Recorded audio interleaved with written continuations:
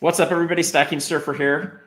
You guys, I've got an awesome interview today. I've got Andy Schectman, the president and CEO of Miles Franklin.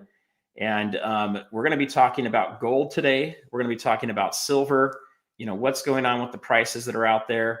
If you guys are watching it closely like I am, you've just noticed that gold has just been jumping very quickly and fast. It's been jumping so fast, it's hard to lock in prices and to find what you want to buy. And like many of us, we look at things and we go, oh my gosh, do I wait for the price to go back down? Is it going to keep going up? What's going to happen? So we're going to talk about that today. We're also going to be talking about silver. What's going on with the gold to silver ratio? I'm not seeing silver run up like I have with gold. And, the ratio just keeps getting bigger. Is it going to get to 100? Are we going to see silver snap and start rising with gold? Are we going to see gold take a break here? So those are some of the things we're going to discuss today. We're also going to be talking about the LBMA, also the COMEX. There's been a lot of action there. And then potentially what could happen with the Treasury, with Donald Trump, President Trump in some of those actions. So just as a quick reminder for all those that are watching right now, please hit that subscribe and also the bell icon if you haven't done so already. That way you don't miss any of these other interviews that are going to be coming. You also don't miss any of the other videos that I put out or the posts or notifications. Oftentimes I'll post great deals that are coming out too. So I'll be working with Andy a little bit more closely to find some of the great deals that they're offering and try to get those out to you guys more frequently as well. Last thing I want to do is just remind you guys to go ahead and any questions you have for Andy, put them in bold if you can. If not, put question, and then next to that, put your question. And we'll get to those towards the end of the live stream. I want to make sure we answer those for you guys as well. So I want to welcome Andy up here. Andy, how are you? How are things going? I'm doing good, my man. Good to see you, brother. It's been a long time. I know. It's I got sick the day after Christmas, and it's taken me until about a week ago to feel better. Wow. I don't know what it was, but it started off with a little bit of, a cold basically. And then it went into something in my throat. I lost my voice for a couple weeks. And then it moved into my chest, and I've been fighting it ever since. And so I think it's at that RSV, I think it's called. I know a bunch of people that had that, and I might have even had it at one point where it just lingers and lingers, especially when you try and lay down at night. It's a real drag, but I'm glad you're on the mend, brother. Happy New Year to you. I don't know. Have we talked since the New Year? I don't think we have we? I don't think we did. I don't think we have. So I've only had a couple videos out this year. It's been very sparse. A lot of people wondering where I went. I just couldn't communicate very well. So happy New Year, Andy. It's good to be back. Right on, man. Good to be here with you. So to start off with, the number one thing that I'm seeing, Andy, out there right now is the price of gold. When I started picking up gold a few years ago, I think the price was in the 1600s, and I was buying in the 1700s. So maybe it was like 1650 or so. I think I had about a $50 premium on some gold eagles I was buying. And I felt like it was super expensive because for me, I was just getting into the market and going. And, I saw that prices used to be at 300, years before that. And, it always seems like it's kind of expensive. Ever since then, I wish I could buy more at that price. And it just seems like prices keep going up. We'll have a little bit of pullback from time to time, and then they just continue to move up. What are your thoughts about getting to this $3,000, spot price for gold? Do you think that's something we're going to hit pretty soon? I mean, last night I was almost thinking we were going to hit it last night. The futures were up in the 2940 range.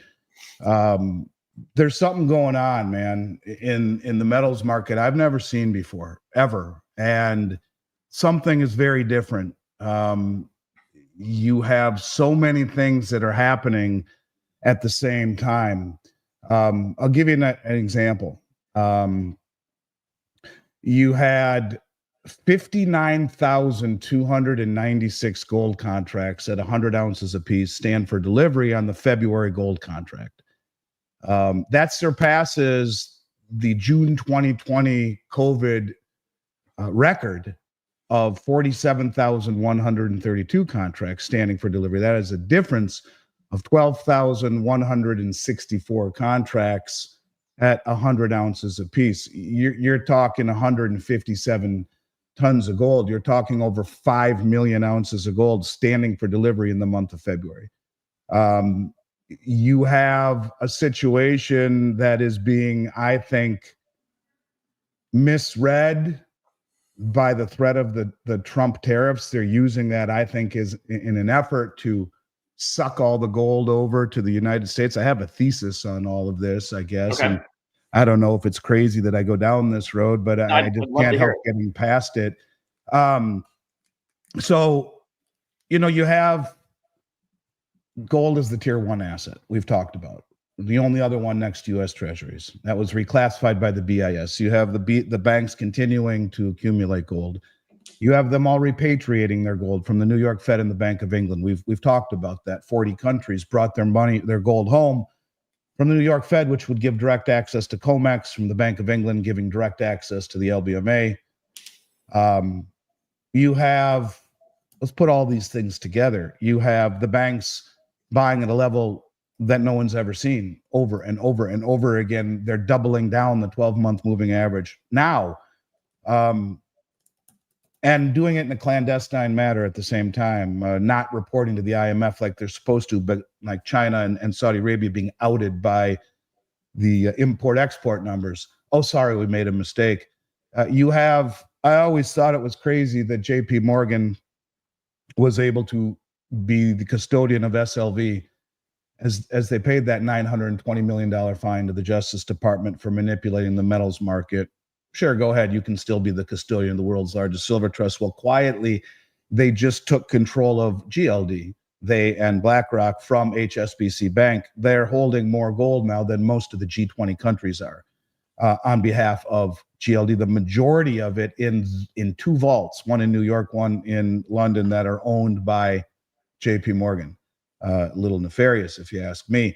While we're on the topic of GLD, 16 tons of gold have exited GLD recently. Now, people who would analyze that would say, well, that's people selling, taking profits, and repositioning into NVIDIA and Bitcoin and Apple. And I say bullshit. I say that's the insiders fleeing before something happens. They are pulling the gold out of these unallocated positions and taking what's called share redemption in physical gold. It's the inside money. If I had to guess, that's exactly what is happening. We have a record amount of gold leaving London and going to the United States, supposedly because of the tariffs, right? All of these naked short positions that are backed by nothing, and they're freaking out. Well, if we get called on the carpet for delivery, think of all the deliveries that were requested in the month of February. We don't have anything backing it. We better get it. So you can take your contract and exchange it because of its fungibility for physical in London. And the settlement in London is T+1, 1 day. It's now 6 to 8 weeks. To me, that's a default. Where the hell's my gold? I'm supposed to get it in 1 day. No, 6 to 8 weeks. And they come up with lame excuses about refining and this and that and backlogs. It almost represents a default. While we're on the topic of massive deliveries, JP Morgan is set to deliver $4 billion in gold to the COMEX in February, one of the largest shipments ever. Since November of 2024, almost 12.5 million ounces of gold and 40 plus million ounces of silver has moved from the London vaults to US vaults. It's almost as if the government or the Federal Reserve appear to be accumulating physical gold and silver, possibly as a sovereign wealth fund strategy. Let's think about that for a moment. And of course, the Trump tariff threats have accelerated this metal migration. So you got all the metal moving over. You got JP Morgan in control of GLD and SLV. I've always said that's how they would confiscate gold. They would take the ETFs. Everyone's got their money in the largest stockpile of silver and the fourth or fifth of gold.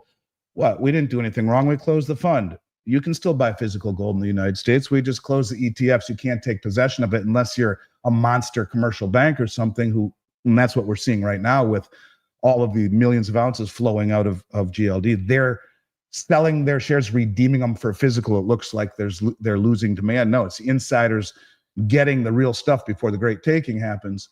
But it gets a little even bit crazier. I mean, I'm wondering, are they front running the BRICS by trying to, be the first to monetize their gold. I did an interview with Judy Schectman. I said, Judy wants to issue 50-year treasuries backed by gold. If people don't know who she is, she's an amazing lady. She was Trump's nominee for Fed chair in 2016. She wasn't confirmed, but she told me flat out, I discussed this with him in the first administration, and I believe he will issue them 50-year treasuries redeemable in gold on July 4th, 2026, the 250th year anniversary. She said it's the only way to inspire confidence in a failing treasury market. I said, Judy, why haven't they audited the gold at Fort Knox? Good question, she said. She says it's a lame answer all the time that it's about logistics and costs. She says that's bullshit. We're the United States. We should be able to spend a few million, get the logistics down, and audit the gold. I said, Judy, do you know the gold is held in an account across every central bank balance sheet called the gold revaluation account? She says, yes, I do. I said, Judy, do you know that the head of the Dutch National Bank, members of the Bundesbank in Germany, and now Cynthia Loomis from Wyoming, the senator, is advocating for gold revaluation? She says, I'm a big fan of Cynthia Loomis. She says, what I expect to happen is that they will issue 50-year treasuries backed by gold, and stable coins will be issued off of those. And she says, that would be my desire. I said, are they going to revalue gold? And not in so many words. She said, yeah, probably. Gold would be revalued because the central banks around the world have been accumulating it in a copious fashion. So the U.S. puts J.P. Morgan in charge of GLD and SLV. Gold is tier one. All the gold is coming home, and they're saying it's because of tariffs. He hasn't said he's going to do it, just a threat, but record amounts coming home. Record amounts. Now, could it be that they try and revalue the price of gold in order to regain legitimacy? I mean, I know it sounds crazy, but think about it. Why is it held in every central bank balance sheet in the gold revaluation account? And wouldn't it be easier to take the massive stockpile of gold in the ETFs held by the cartel bank that manipulates the market on behalf of the federal government, then going door to door to my house and yours, people who believe in the NRA? Wouldn't it be much easier to maintain save face with the world instead of activating eminent domain and taking gold when the rest of the world promotes it to their citizens? And you have it conveniently held in one place. You now revalue gold to a level sufficient enough to achieve whatever it is that you want. $140,000 an ounce gold, I'm not saying it's going to happen, but if it did, that would put our balance sheet pretty much on par with liabilities and assets. But every $4,000 increase by the price of gold is $1 trillion free and clear to the Treasury General account. And Trump wouldn't need to do anything but to tell Scott Bessent, which, by the way, it's his largest holding. He says that, and he just got through saying we're going to monetize the asset side of the balance sheet. Now, let's talk about that for a moment. If you Google U.S. government balance sheet, what you'll find is roughly $5 trillion in assets, the largest of which is student debt. Not going to monetize that. They call it an asset. Yes, they do, and it is the largest asset. Number two is military bases. They're not going to monetize that. Number three is land. They could.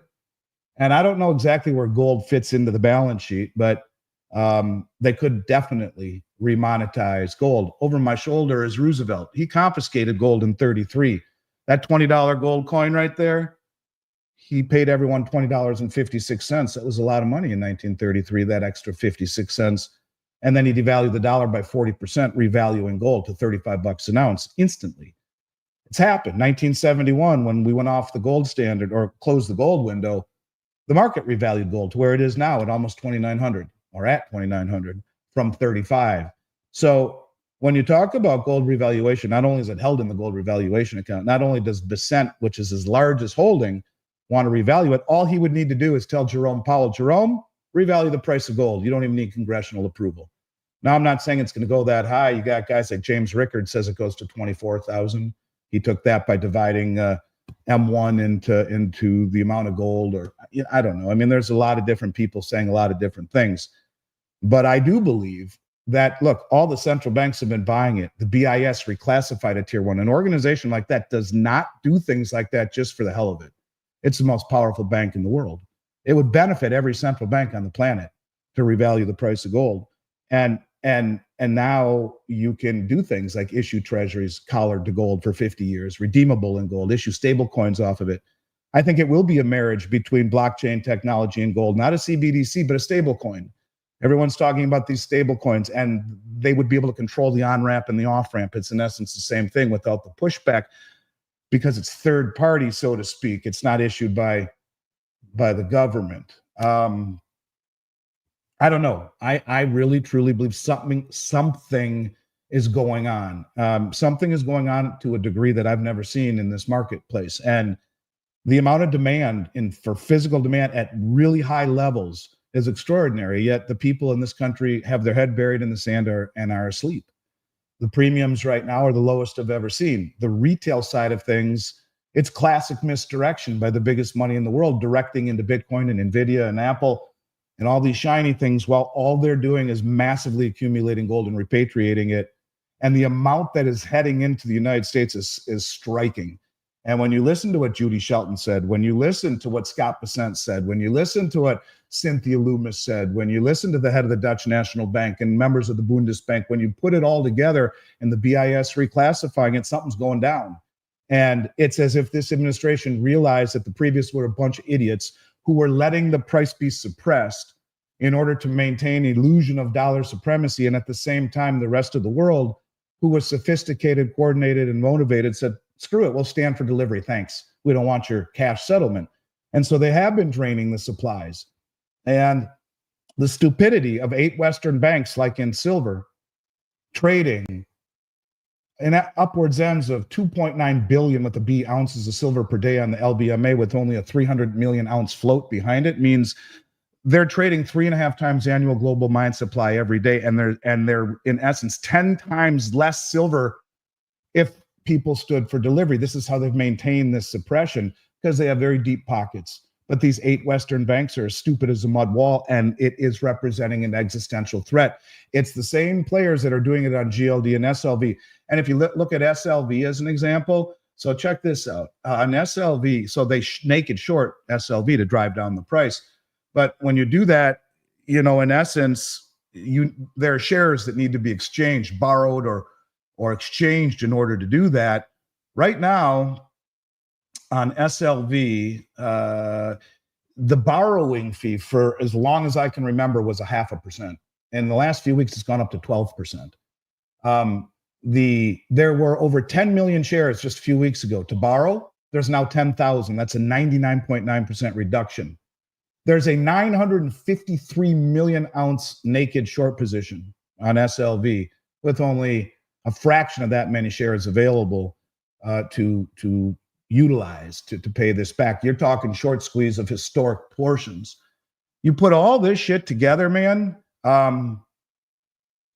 I don't know. Something big is happening. Truthfully, something big is happening, bigger than I've ever seen in my career. And I will tell you, I would not be surprised whatsoever for Trump to do something like this, to say, we're going to take the step of fiscal responsibility, and we're going to start by remonetizing and revaluing the price of gold. It would benefit every central bank on the planet. And that's the only way that you can begin gaining credibility in a world that's lost it. And I think going out on a limb, you don't hear really people saying this very much, but I do think that's what they have in mind. And all of the crumbs lead me to that conclusion. We'll see if I'm right, but I will tell you something very unusual is going on in the metals market. Can't hear you, brother. Oh, I went on to mute somehow. Just as a reminder, we can't give you guys financial advice and tell you to buy or not. What I can tell you is what I'm doing. I recently sold some water shares that were attached to a piece of property, farmland out in southern Utah, and I'm in the process of starting to accumulate more metals personally. So, I'm looking at my strategy. I'm not buying everything in one day. I'm kind of spreading it out a little bit. But I'm buying. I've had a bunch of comments, Andy, just in the last couple of days as gold has gone up, asking me when gold's going to go back down so I can buy. And, it's always kind of a tricky thing. It seems like, it's human nature. As things go up, we all feel a little bit of FOMO, fear of missing out, and we tend to get ourselves into gear a little bit more. And we start to feel like, hey, I should buy because it's never going to go down. everything goes in cycles. However, I feel something different too, Andy. I feel like there's something on the horizon that's about to happen here. I felt the same way at the end of kind of the beginning of the fall of 2021 with the stock market. I felt like, hey, we've printed a ton of money. The stock market is really frothy right now. We're going to have a pullback in the market, and inflation is going to start to kick in. That's when I started accumulating gold for myself. I can't tell you exactly what's going to happen, guys, but I can tell you I feel something's happening. So for me, I'm starting to accumulate. I know I've got a few friends that are even in the chat here that are potentially looking at selling. And that's okay. If you feel that's what you want to do, do what you feel is right for you in your situation.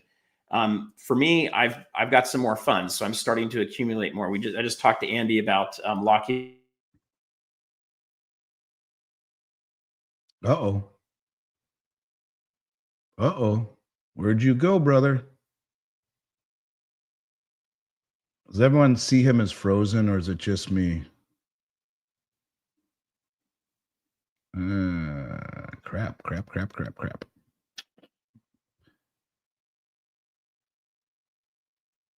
You guys see him as frozen? Because I'm still seeing the... Okay, Amy, thank you. Bummer. Frozen like the film. Yep, I agree. Yeah, I mean, I suppose you guys can all hear me. I'm dead serious. Something different is happening. I've never seen anything like this. And then you look at the bigger picture. I mean, $28 trillion in U.S. government bonds will mature by 2028. At the same time, foreign demand is declining. Who's gonna pay for all of that? Who's gonna buy those treasuries? That doesn't take into account the ones that need to be issued for current debt. That's just ones that are coming due.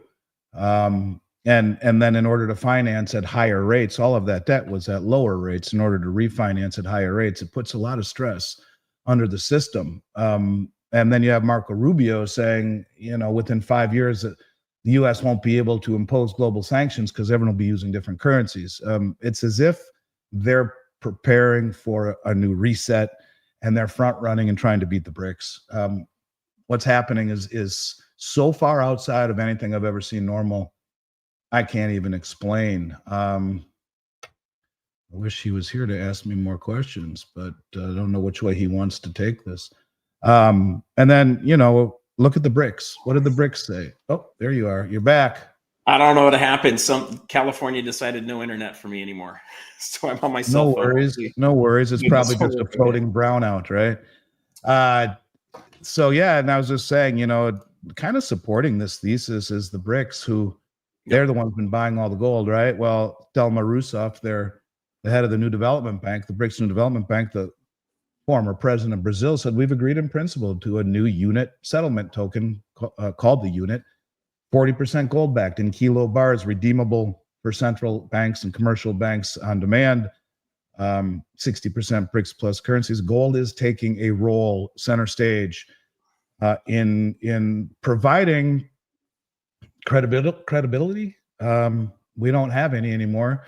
When you have a fiat system, man, it's all based on trust and credibility, and we don't have any. And even if they try and even if Doge were successful, look, the real money, I mean, yeah, the US aid and 80 billion here and 20 million there, and doesn't amount to that squat. In fact, if you put a 25% tariff on almost every product that comes in this country, it's only going to amount to a few $100 billion. That's what we gave the Ukraine, for God's sakes. You got to stop spending. And the problem is that the majority of the spending is in Medicare, Social Security, interest on the debt, military spending, these things, and they're not going to touch Social Security or Medicare. They won't, and the interest on the debt is just baked into the cake. So cutting spending is going to be very difficult. I was talking earlier today. Even look at, for example, I read that if they could save almost $1 trillion right off the bat just by cutting all of the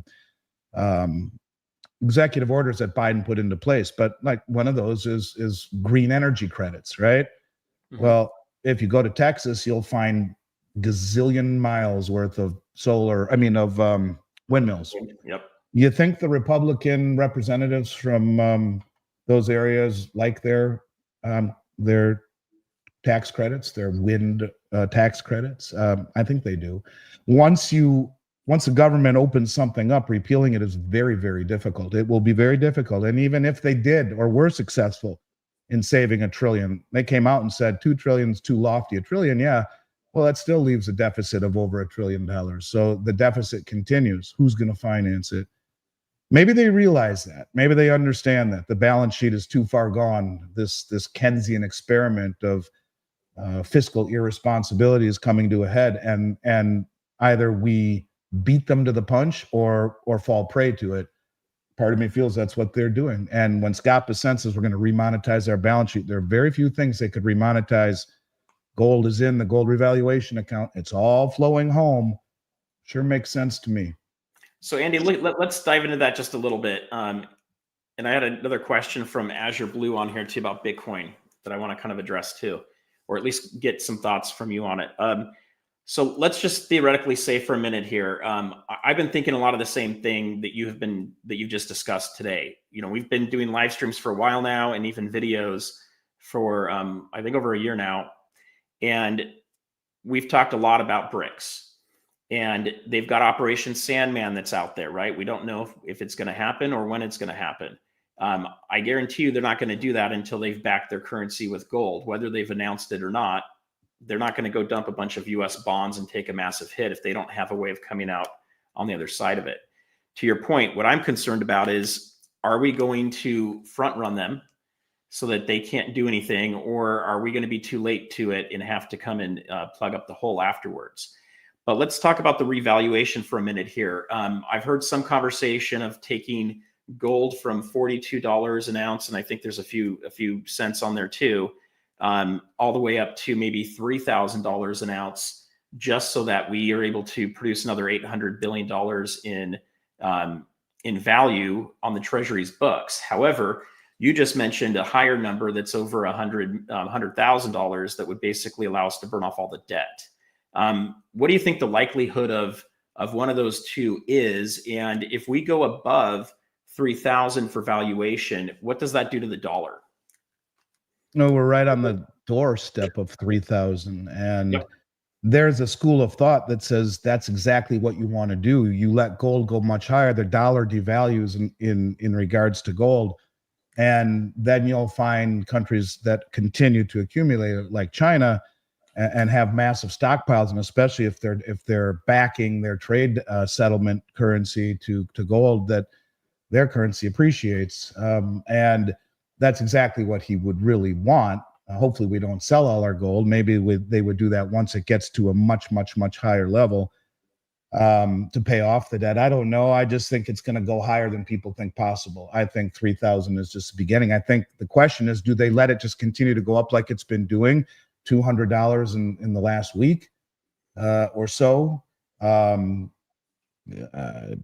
last month at least, few weeks, $800-900 in the last year, or do they let it go up in a very fast fashion? That I don't know, but I do think they're going to revalue it, and they will, if I had to guess, start by issuing treasuries and then stable coins, and they will use gold at a much higher level to peg to a new system that inspires credibility. You know, you look at the stable coin market, it's getting more and more traction, and that's probably because it's supporting the bond market. You know, I don't know how many people know that, but when you buy Tether or USDC, every time you do that, they create it and then use it to buy treasuries. Tether is one of the biggest holders of U.S. treasuries in the world. A USDC, the new Ripple Labs, a dollar-based stable coin. These stable coins are taking over from the talk of CBDCs, which have gotten a lot of bad press, but they control the on-ramp and the off-ramp. They see what you're doing. It's the same damn thing in essence. Yep. And I think they will issue. I think gold will go to a level that surprises people and will be pegged to a new system. After all the central banks are buying it. It behooves them for this to happen.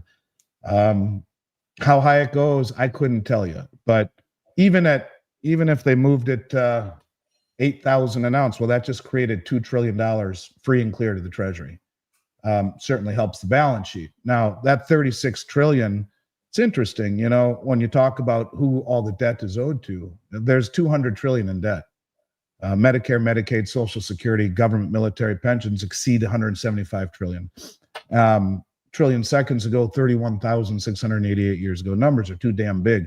That's before the 36 trillion. But who's it all owed to? Less than 10 trillion is owed to the rest of the world. So we could work out a deal. After all, Trump is the man who's the art of the deal. He's the master of restructuring and bankruptcy. So 190 trillion plus is owed to the American people. Medicare, Medicaid, Social Security. Social Security, 77 trillion underfunded. Medicare Part B, 99 trillion. Part D, 22 trillion. And a trillion seconds ago, 31,688 years ago, it's over.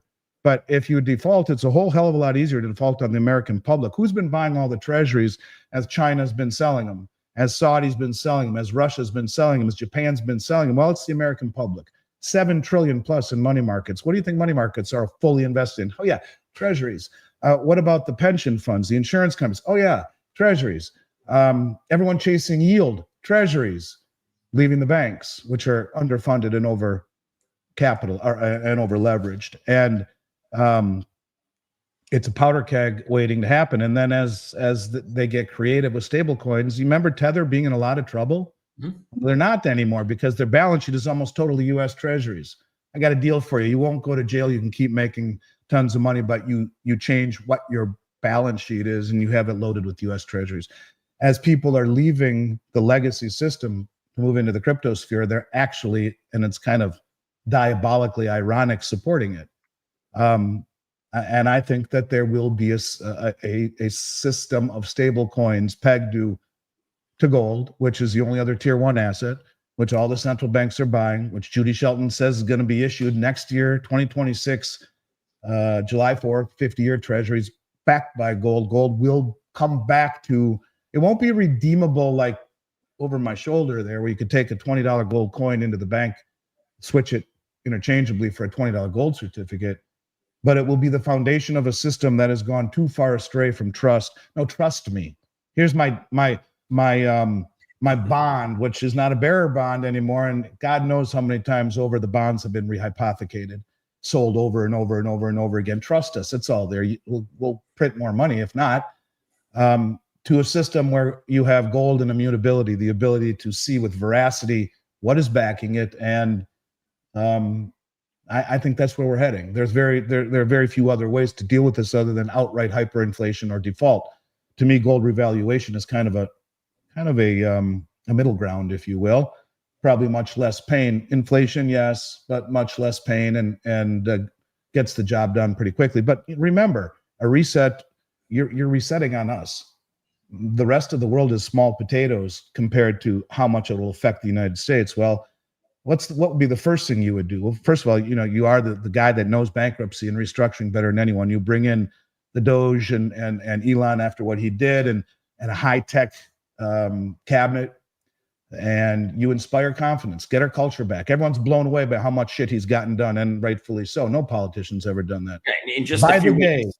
even signed an executive order to go to plastic straws, from paper. And yes. And by the day, and that ingratiates a lot of people. If you're a guy like me who comes from nothing, who worked his ass off, who started a company in a closet-sized office with his dad 35 years ago on a wing and a prayer, you appreciate a merit-based system. You want to vomit when that moves to lifestyle-based. And you look at the institutions. I've done 2 interviews with Kash Patel. This dude is seriously bright. He looks right through your soul when you're talking to him. And smartest guy I've ever talked to. Reestablish credibility in the institutions. How does everyone feel about the Justice Department? Most people, even if they're on the left-leaning side of the aisle, would say, yeah, it probably wasn't the most unbiased, fair institution. It was corrupt and criminal. Let's change that. Let's get confidence back. And that's what they're doing with the immigration, the judicial, the FBI, the elections. It's funny. I did an interview with, oh gosh, I can't believe I can't even think of his name right now. Francis Hunt. And Francis says Trump is the Trojan horse. Really? I said, how do you know he's not riding on the horse? No, he was selected, they say. He says he was selected, and they allowed all the stuff to happen over the last 4 years so that he would be thrown into office. And they put up a lame duck opponent so that he would be thrown in, and that they would implement all of these changes and then usher in the digital surveillance state via the digital ID 2020. If you look who is behind the digital ID 2020, it's the Rockefellers, it's the Gates, and I always forget the damn name. It's like Sarna. I always forget the damn name. I'm looking for it right now. The damn name of this other company that's in the digital ID 2020 as a major owner of it, and it is of the technology. They're the vaccine company, and he already came out and he said that's what they'll do. You watch, they'll issue that, and he has already come out and said, yeah, we are going to issue the digital ID for election integrity. So the question is he on the horse or is he the horse? I don't know. I don't know, but I will tell you that things are going to change. And if he isn't the Trojan horse, then he will issue stable coins backed by sound money. If he is the horse, it'll be more like a CBDC. Let's hope that he isn't. You know, there are a lot of things that he is doing that are upsetting even people on the right. Mm-hmm. I thank God that he's here, because I couldn't live another 4 years under the current administration destroying the country that I love so much. So I guess only time will tell, but I would say the biggest mistake people will make is to not question everything. If you haven't learned to question every damn thing that you see now, even from someone who seems to be doing the right thing, and I'll give him credit for that, he is, and I thank God for that, then you learn nothing over the last 4 years. Everything over the last 4 years was a lie. I mean, it's amazing how much they lied to us. Now, I saw a guy named Johnny Bravo. I don't know if you watch Johnny Bravo. He's a kind of a buddy of mine. I think he's amazing. Cool. And he came out and said something I haven't seen. It's not like him to say something that he doesn't have proof of. I mean, I find him to be brilliant, literally brilliant. And he said that, you know, through like this USAID, there was a whole bunch, like 200 million that went to the Clinton Foundation that was supposed to go to aid Haiti. He said 3 million went to Chelsea Clinton's wedding and 10 million to her mansion. I mean, this kind of shit's unreal. And you have the Democrats screaming, you know, the Devin Booker or whatever his name is, screaming against this. What the hell are they hiding? I mean, wouldn't they want, if they really are proud of their country, to see how far astray their government has led us in things like fiscal irresponsibility? This is going to be, I think, a chaotic year. To me, gold is not purchased because of inflation or tariffs. It's a chaos play. It's an uncertainty play. It's a play to a new system, and that will not be easy. It's just like Shawshank Redemption, and Andy Dufresne had to crawl through 2 miles of shit to get to the other side. Any way you look at it, we have to crawl through that tube, and hopefully it's more measured and calculated and calm than it would be chaotic. But there is no way to escape the indebtedness that we have, and the distortions that were created through 30 years of suppressed interest rates. Everyone thinks they're so wealthy with their home and their 401k, but if asset prices really met real interest rates where they should be based upon inflation and money creation, I'll tell you what, you think your house is worth $1 million? Well, it might be at 4%, 5% federal funds rate. What happens if you have 20% interest rates, or, you know, blow up the whole system? What's your house worth? All of these distortions that have to be dealt with some way, somehow. And we're not there yet, but something tells me that he's the guy to do it. And we'll see what happens. We'll see how it all plays out. But I will tell you, I've never seen anything like what we're seeing right now in COMEX and the LBMA. Never, ever, ever. And you don't see things like this at that level if there's not something brewing. It is not just because of making that arbitrage between the discount to spot on London and the premium over spot in New York because of the need for delivery, because of the potential tariff threats to these short positions that are unbacked. It ain't that. That's the cover for something bigger, in my opinion. I agree. So just to unpack a little bit, Andy, what you're hitting on there too. For me, I question everything now. I don't know if Trump is going to fix everything and we're going to have a glorious republic and go into a golden age again, and there's going to be no corruption and we're going to find it all, or if Trump is potentially being allowed to do certain things and will usher in certain things like, say, a stable coin, and which can always get corrupted down the road. Anything you back with gold, you can always unback it at some point if you want to, or you can dilute it.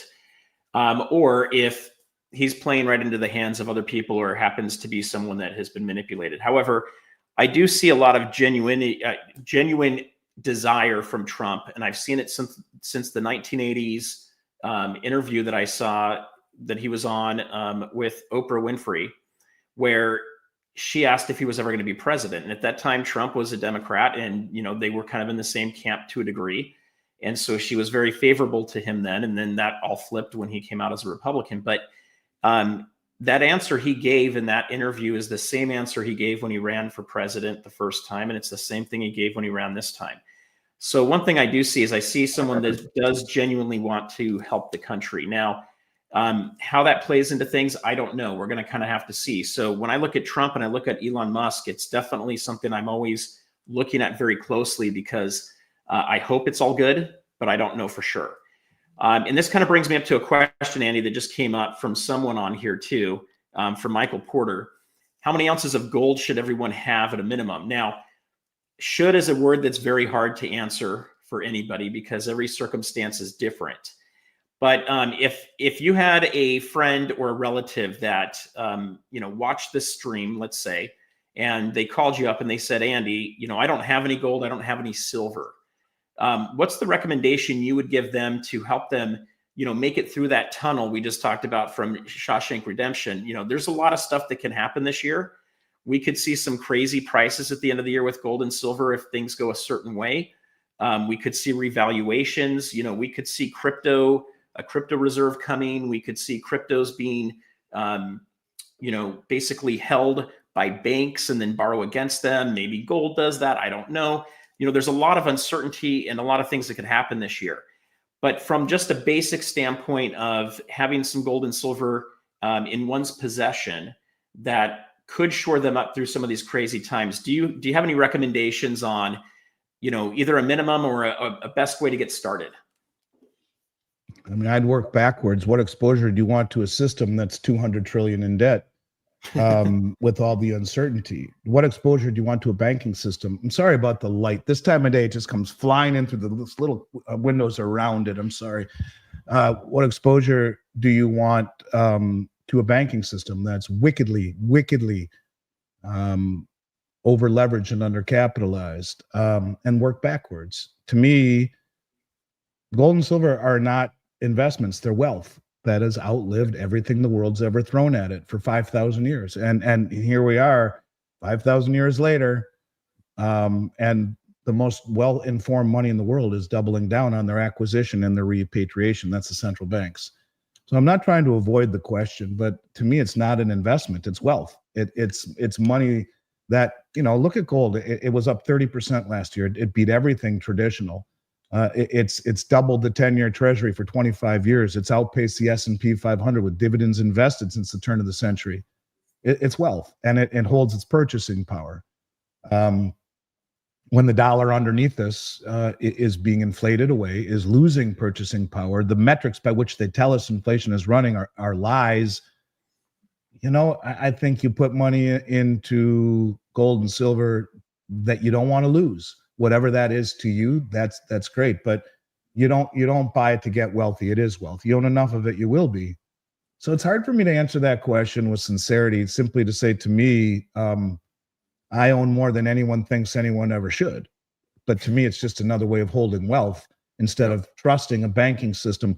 Not enough people talk about Bank of Lindsay, Oklahoma last year. We talked about it in October, the first bank failure since the Dodd-Frank Act, where the bank was bailed in. No one talks about it. Half of their uninsured deposits are gone.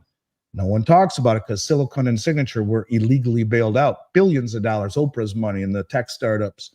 All the other banks that failed subsequently were gobbled up by JP or other regional banks. a little old Lindsay quietly fails and half of the uninsured deposits are gone, that I expect to see many more banks fail. What about the insurance companies?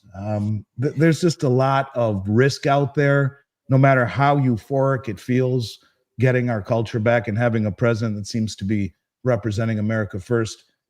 And I'm all for that. I got 3 kids, man, and I grew up as an underdog. You know, I outworked people in athletics. I outworked people in finance. I'm not the most talented. I work hard, and that should mean something, right? When you try hard and contribute to the world in a meaningful way, that to me is what I'm most happy about what President Trump is doing. But in terms of digging ourselves through that tunnel, there's really not a lot he can do. You can start by stopping the spending, but to do it in a meaningful way, you have to slash the entitlements that he said he never would, largely Social Security, Medicare, and the military spending. You have to slash it. And, you know, all the fraud in the world that we find won't amount to you know, enough to really matter when we're creating $1 trillion in debt every 100 days. You know, how far past the Rubicon have we already gone? I don't know, but yeah, I think that it's going to be a very interesting year. And as the Chinese curse says, may you live in interesting times. I'm optimistic for the future, ultimately, but the short term, there's going to be pain to pay. Anyway, you go through it. Long term, he's making the right steps to get us on, you know, for our children. We should all be optimistic. Maybe our children will have a future worth investing in and living in. Because I'll tell you what, had the previous administration retained power, God knows where this country would be in 4 years. So, you know, I'll take the bad with the good, but I think the moral of the story is be cautiously optimistic, because something deep is happening with gold right now, and that doesn't happen when things are normal and calm and hope spring eternal with green shoots. Quite to the contrary. On the cultural side, yeah, lots to be excited about, but on the financial side, we're just beginning, I think, that crawl through the tube. I agree, but I thought it was a great answer, Andy, because everybody's going to be separate. It's all going to be different circumstances on what goes on. And, you know, I've got a lot of crypto friends. I own crypto myself as well. And I own it for a completely different reason than I own gold and silver. So for me, gold is always is my wealth insurance. It's where I put the wealth that I want to pass on to my children. And maybe some of it's an emergency fund in case something goes wrong. Silver for me is what I might potentially use if we have everything fall apart. Plus, I also believe it's the most manipulated asset on the planet, and that at some point that it's going to die, and silver is going to go through the roof. So, you know, I look at things like that. But that brings me to this next question that came up from someone that I thought was glad you put that one up. I was going to ask you to put that one up. I was looking at it.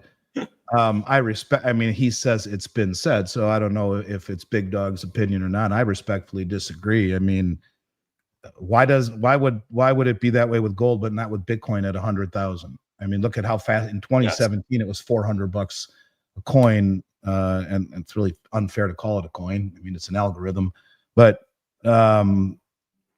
and now it's 100. Where should gold be? You know, where should it be? When I started in this industry, the Dow Jones was 2,100. The first conference I went to in 1990, guy said it's going to go to 10,000. He was laughed off the stage. It went 4 times that high.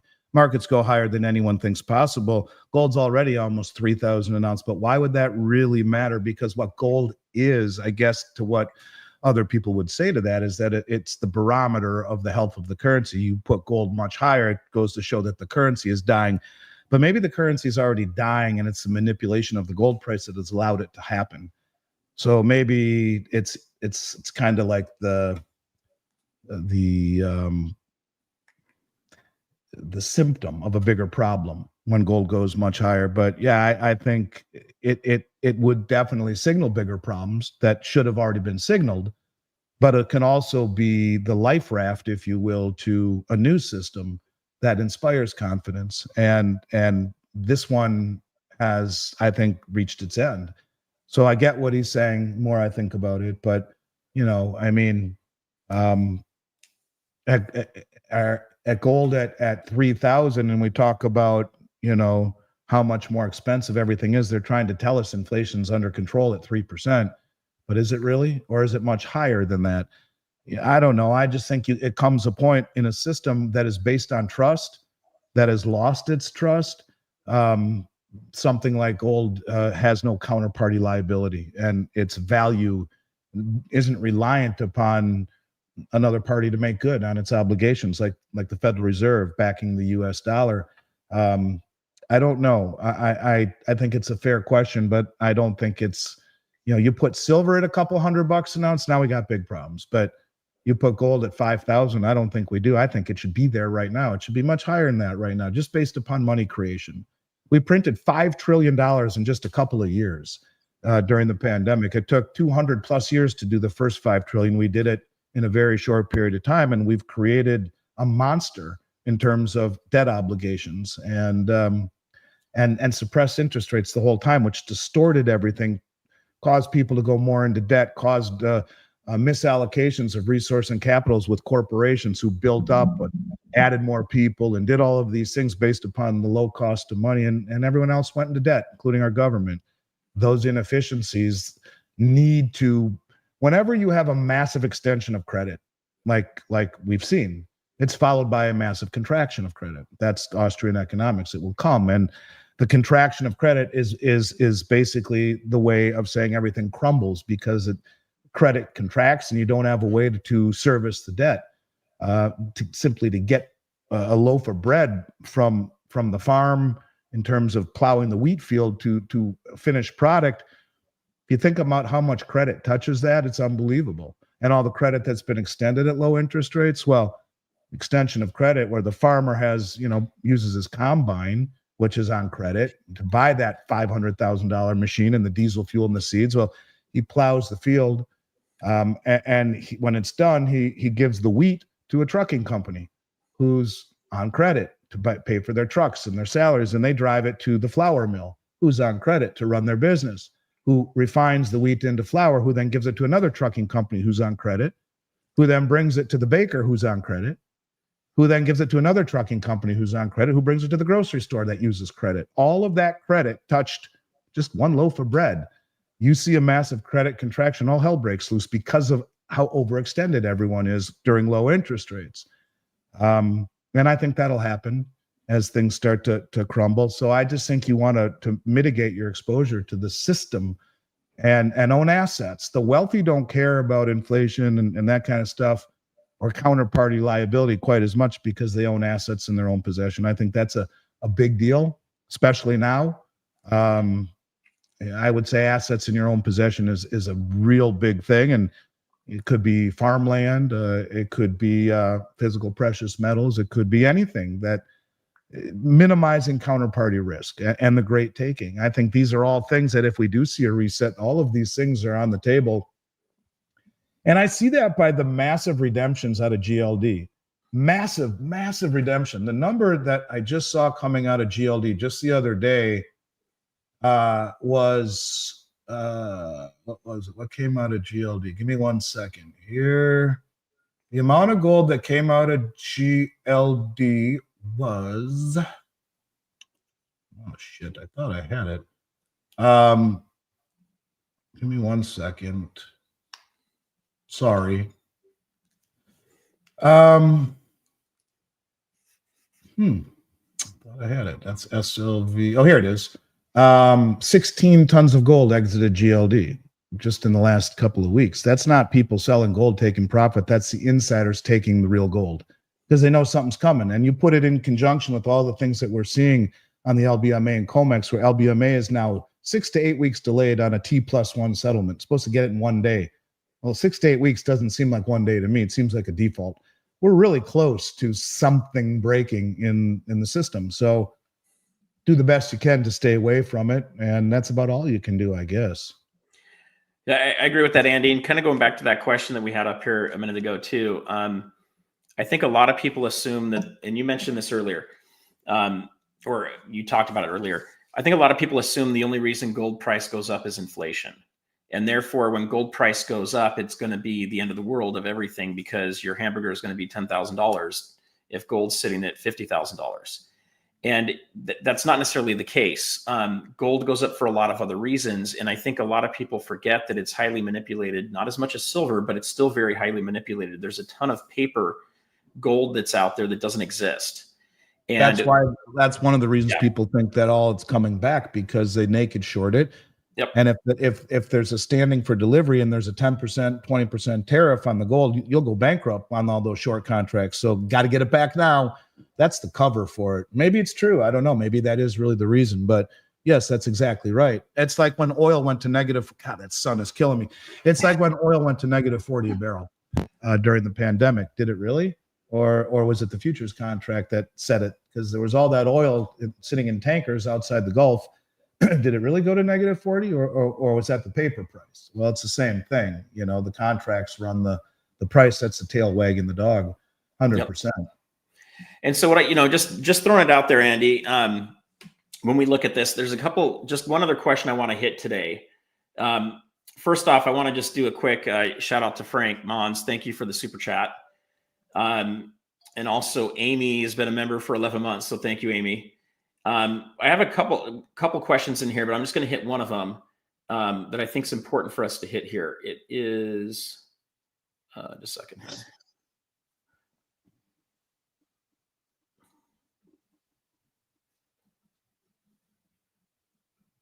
Okay, it's about LCSs here. So you mentioned earlier that the premiums are pretty low right now, relatively speaking, compared to the past. And I think LCS. I'm sorry, pardon me being so naive. What is LCS? Local coin shop.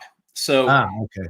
So when they say LCS, a lot of people will mean anywhere from Miles Franklin all the way to a pawn shop that might be in their neighborhood or another coin shop. So a place that you're going to go and buy bullion from that they don't consider to be they're buying physical metals from, let's just say. So you've got your premium. So there's the spot price that's running, right, which is going to be affected by paper price and also futures. And then you've got the price of what people are willing to part with their silver or gold and what they're willing to pay for it, which then creates that spread. So I think if we look at it in that context here, if we get into, what kind of situations do you see happening in the future here? Do you see premiums getting tighter? Do you see them getting bigger? Is it premiums right now are the lowest I've ever seen. Okay. Ever. It's just insane. You can buy numismatic gold coins right now, like MS63 St. Gaudens, for less than a gold eagle. I've never seen that ever. Never in my career. If you had gold eagles, you could trade them for the same number of 63 saints, 62, 20 libs, real close on 64 saints. I have never seen that. Not in 2008, there were $800-900 premiums to $1,000 spot. Premiums are shot right now. That'll change quickly. Local coin shops won't be able to buy back easily. They'll call companies like mine. Excuse me. And the only reason we can do that is because we hedge. The COMEX were to blow up, we got bigger problems, but we can hedge our exposure. So I can do that. I can buy back at any price because I can hedge and I can melt it down if I have to, as long as there's orderly markets, right? But the local coin shops will be constrained by the lack of sophistication. And I don't mean that in a derogatory way. It's a sophisticated thing to be able to hedge exposure to metals. And it's hard. You got to know what you're doing. But companies like mine or Money Metals or APMEX or JM, all good companies, they could SD, they could all actually SD I think doesn't hedge, which I find interesting. I know Tyler and I respect him, but he says he doesn't hedge publicly. That's crazy to me. So we hedge our exposure. So if someone wants to sell us 10 million in gold, I'll buy it back, I'll hedge it, I'll pay them. And my exposure is now, I don't have any risk as long as I have the metal like in my warehouse, or they send me, once it's in the mail and or being picked up by FedEx or Brinks or whatever, I'll hedge it, lock it in, and there's no risk to me. But that could happen. Glint, it's the same thing. I mean, I'm the U.S. contact for Glint. They're just like we would. They would hedge it, or the someone who is providing the gold for Glint like one of the major bullion banks, they'll hedge it. So yeah, it's the local coin shops that have that problem, because in a volatile market, let's say you bring in 5,000 ounces of silver and the market's moving all over the place, and you pay them prices $80 an ounce, and okay, here it is, and then you're talking to them for 12 minutes, and by the time they leave, it's now $72 an ounce. So you're screwed. I mean, and the margins are not big enough to cover something like that, and so you need to immediately hedge it. And once it's hedged, you can have a talk all day long, because it doesn't matter, because as one goes up, the other goes down, and vice versa. So if I have 5,000 ounces in my warehouse of gold, I'll short 5,000 ounces on paper, because if it goes down $100, I just lost $500,000 in my warehouse. But what I sold short went up by 500,000. It allows me to be market neutral. It allows me to make big purchases. It allows me to have a big inventory and to buy back at any level. So the local coin shop probably would have a problem. Yeah, I recommend to everybody, if you're looking to sell back, shop around a little bit. Ask, For sure. Call up Andy, send an email to Andy. So I'll just throw that back on here for those. I honestly will tell you that our bid prices are better than anyone's. And it's shocking how low bid prices are right now. It makes no sense to me. Really low. But I've never, like I said, never seen anything like this, what's happening. And for the contrarian indicator in me is screaming, if you could hear my internal monologue, screaming, like the biggest money in the world is literally draining all of the exchanges, standing for delivery in amounts so far bigger than anyone's ever seen. And everyone in this country's got their head in their ass, and they don't see it.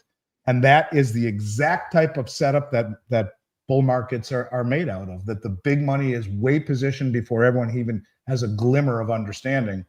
And that's how sophisticated these traders are, and the ability with controlling the mass media and doing all the things that they do. People are left behind. I go on these shows and try my hardest to tell people, and everyone, he's talking his book, man. Have I been talking my book for the last 4 years as the price of gold has gone parabolically higher? Yeah, silver has been a mystery. It's also the most manipulated asset in the world, but it wasn't too long ago that silver was $17 and $18. It's nearly doubled. So my mentor used to say, you make 7% per year, you're a rock star. The problem is people have so much dopamine rush from owning things like Nvidia and crypto and Apple that they expect those types of returns. This is a outlier in historical context, and that's not how markets work.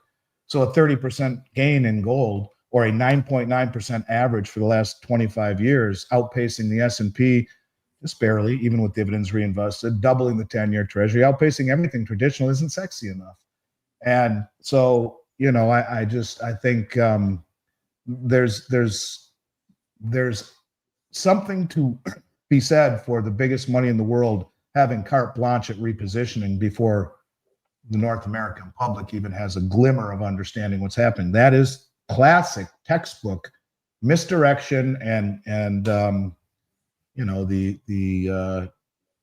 don't know. It just, to me, it's the ultimate in terms of the contrarian indicator. So I guess we'll see what happens. No, I think you're right, Andy. Everybody that's watching this right now, there's 188 people on here right now watching. If you're watching, you probably either have gold and silver or you're considering buying some. You guys are super early. Very few people in the United States are stacking. Very few of them are investing in this, right? And there's a difference between investing. There's a difference between stacking. I cover a lot of that on the channel. My recommendation to everybody, and I can't give you financial advice, but my recommendation is to do more research, to start looking at this right now. If you're considering this, I don't think prices are too high. I think they're going way higher than what they're at right now. I just shored up some gold and silver with Andy before the show. I've also been buying pretty much every week for the last 3 years.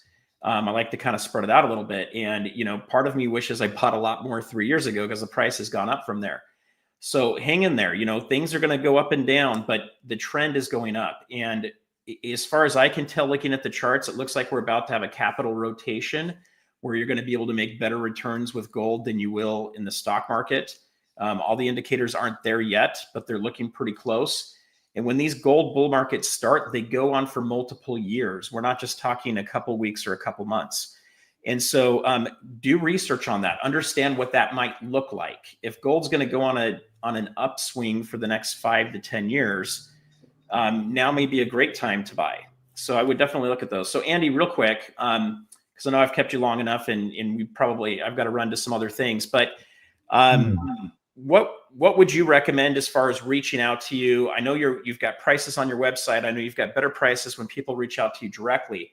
But I do that for a lot of reasons, and someday I should probably explain all of them. But if all you have to do is send an email at info@milesfranklin, make sure you say Stacking Surfer sent us. We'll send you the inventory, which is a good indication. We can even do better than the prices you see on the inventory, and we often do, because it's static versus the continually updating other websites.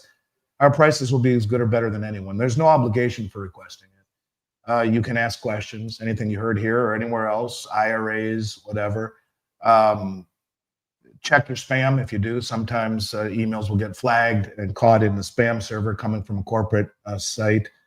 info@milesfranklin.com. We'll make it worth your while. So that's the best way to reach us. And in the world that we're heading into, I think relationships are important. Mm-hmm. And I think that really becomes relevant in where we're heading. And I think you never realize how important relationship is until you need one. When things don't go really smoothly, or you need to sell in a pinch, or whatever it may be. We are experts in relationships, and would love to talk with your people. So just make sure if they send us that email at info@milesfranklin, if you want to be contacted, put your phone number down. Should anyway. We won't call you if not. We'll just make sure that you get what you ask for, and hope to follow up with you when the time is right for your listeners. But we're honored to work with you and appreciate the kind words. It would be our pleasure to continue to work with your listeners. And I highly recommend it, guys. I've worked with Andy in the past buying metals. I've had a lot of great conversations with him. He's kind of understating the relationship thing a little bit, guys, just to be honest. When you buy metals from an online store where you do not talk to a person, you just buy them. If you have any issues and you have to call customer service, you're just going to get a random person. When you call Miles Franklin, you're going to get a person that you can talk to, that you can go back to again. And, you can also ask them other questions, like just the tidbit of information Andy gave us. If you are interested in pre-33 gold, the fact that it has such low premiums right now. I've got one of my close friends that said to me last week, he said, I should sell my pre-33 gold because it's not going to go anywhere. No one wants it anymore. It's dead, and it's never going to go up in value. And I actually turned that around, and I said, right now's the time I want to be buying as much pre-33 gold as I can. That's going to be and if you could trade me 10 gold eagles and get 10 63 cents, I will tell you, in 35 years, I've never seen anything even like that close ever. No, the premium. 2008 with $1,000 gold, I would have paid you a $700 or $800 premium to $1,000 spot price for your 63s. Yep. So you'd end up with 8 ounces of eagles more. That was the highest I've ever seen on the other side. I don't think you'll ever see anything like this again. So building a relationship with you, Andy, and with your team, I think is important, because you've got those abilities to be able to come back. If someone has bought 50 ounces of gold bullion that's sitting at their house, all of a sudden pre-33 goes, premiums go way low. You now have the option to move in and out, or buy more. And when those premiums go super high on the pre-33, you've got the option of moving back out of it. Same with GSRs, gold to silver ratio. Right now we're at a crazy 90. It's not always going to be there, guys. It may go up to 100, may even go a little higher, but at some point it's going to go drastically down when the manipulation stops. And I do think it's going to happen at some point. Hey, real quick. Yeah. Thank you, David F. Lance is one of my oldest friends. Old Dirty Bastard Garage. What happened to Ron's garage? Did something happen to him? I just saw that. Ron's basement? I like Ron. Old Dirty Bastard Garage. He said, figured he went the way of Ron's basement. Did something happen to Ron? I like him. Been on his show a few times. I like him. I hope he's okay. So Ron started a cryptocurrency. He created a meme coin. He figured out how to do it in 3 hours. It's called Unicorn Fart Dust. It took off. It got all the way up to about $200 billion in market cap. I think it's sitting around 40 billion. Sorry. it went up to 200 million in market cap, and I think it's sitting around 40 million right now. And so he's shifted his channel from talking about gold and silver to more about this coin and supporting it. So there's been a lot of people that have been freaking out about that, because it just about a month and a half ago it went from silver channel to crypto channel.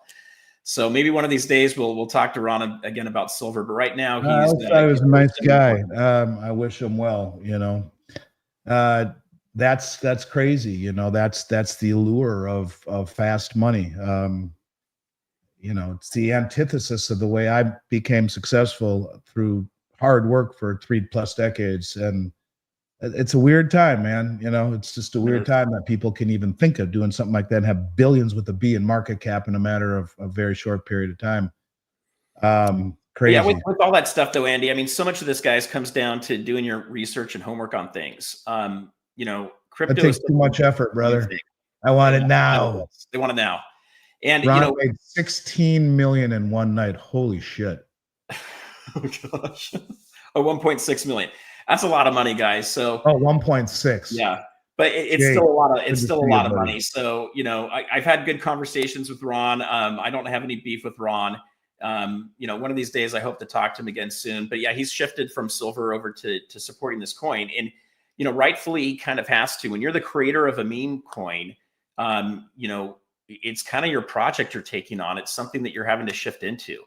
So, you know, just lesson learned. If you guys want to create a meme coin, that's going to become somewhat your life.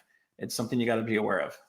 Matt says, I want to get into Glint. If you sign up, put in Andy24 in the sign up, and they'll send you a free MasterCard when you do it. Perfect. All right. Well, Andy, thank you for coming out today. Man, you're the best. Let's do it again real soon. Yep. I'm always looking forward to coming on and chatting with you, and hope you stay well, man. I hope everyone else out there stays well too. Sounds good. Thank you, everybody. We'll see you again. God bless. Bye, guys.